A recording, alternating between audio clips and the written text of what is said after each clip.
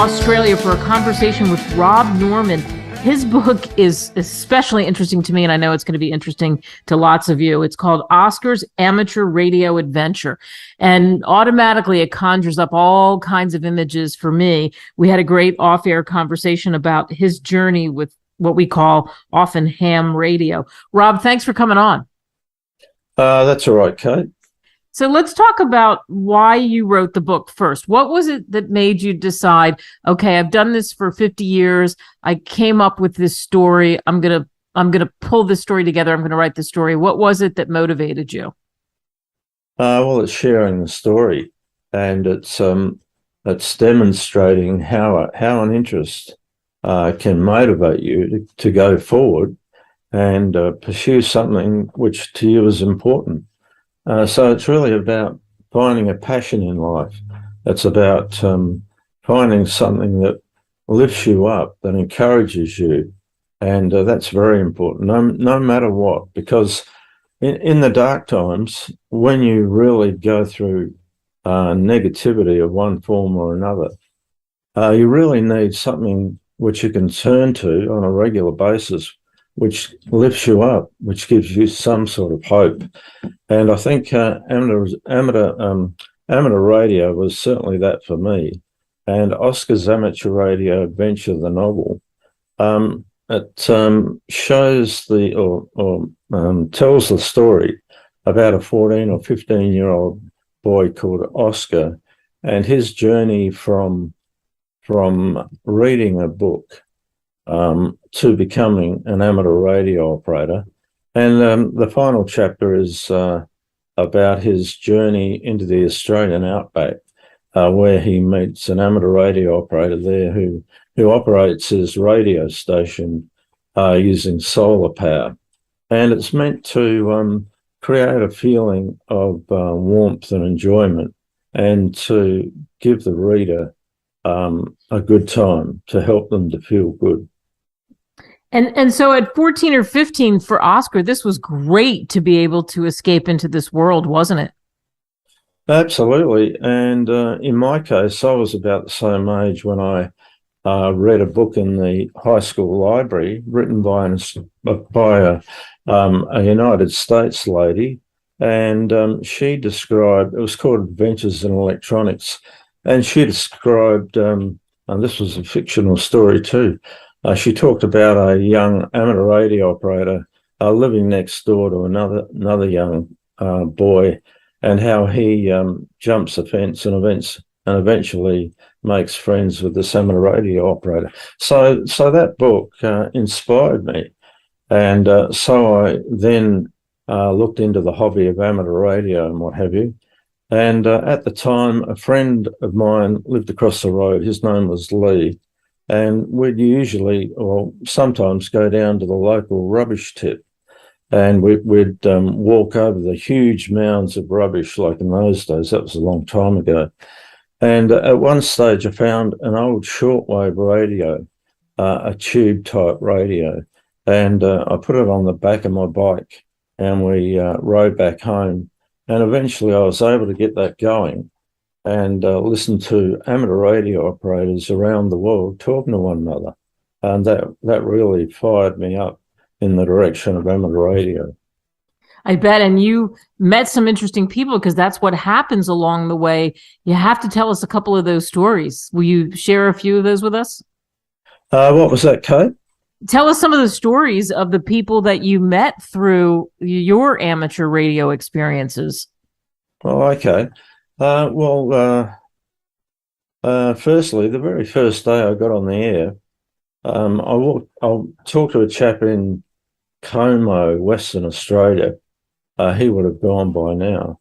But the way he welcomed me onto the air when I told him that this was my first day stays with me to this very day, 50 odd years later. He was so friendly, and I just felt so great after I'd talked to him. That's one of the highlights, and that's the power of friendliness.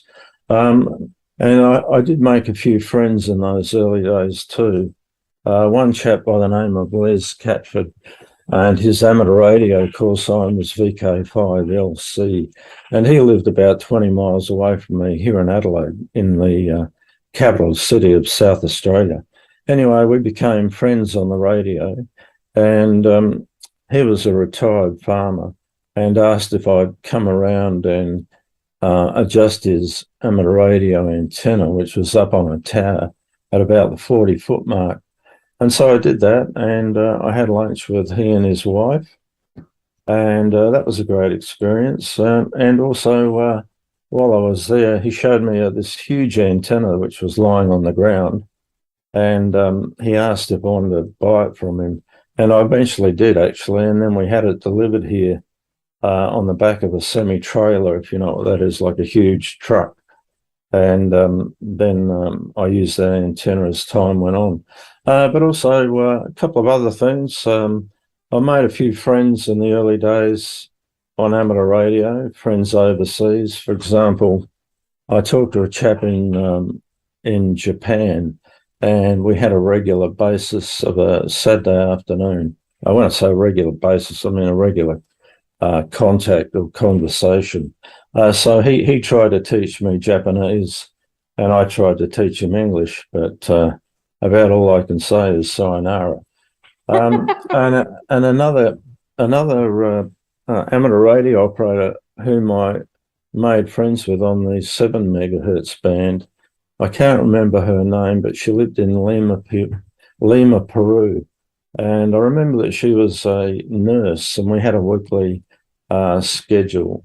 And also we'd exchange letters with one another. This is way before the internet and what have you. And so we'd send letters to one another and, you know, saying g'day and good to talk to you on the air and what have you.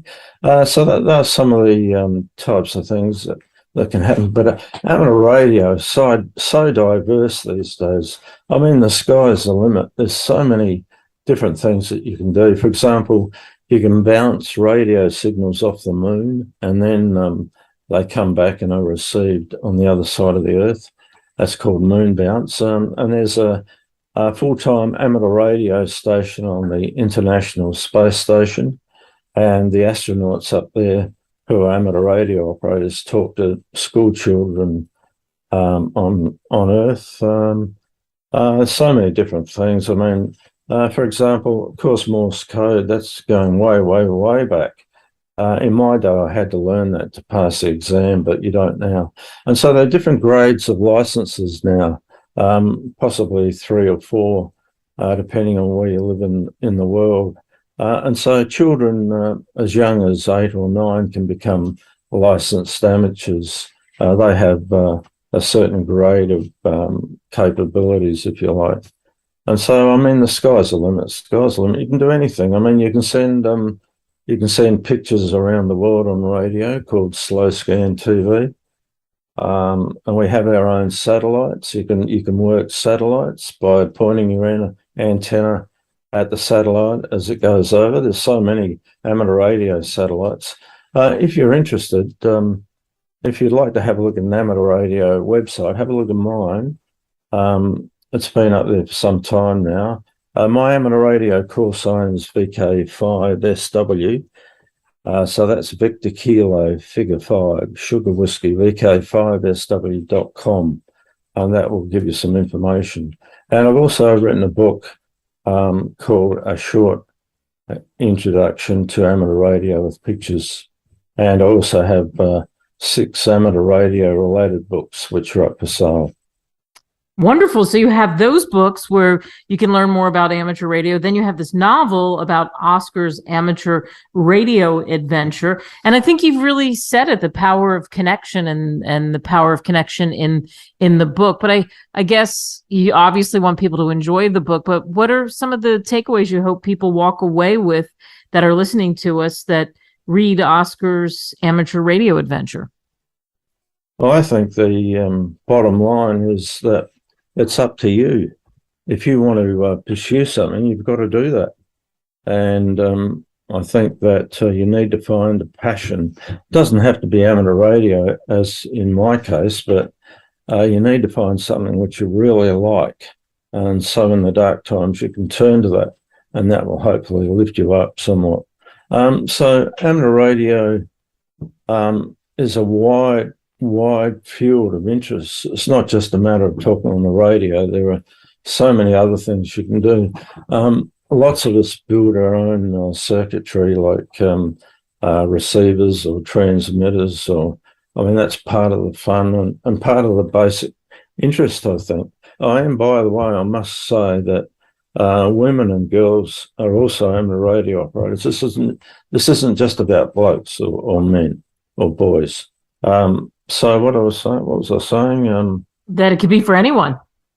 Yeah, that's right. Look, it doesn't matter who you are, what age you are. You can become a licensed amateur radio operator.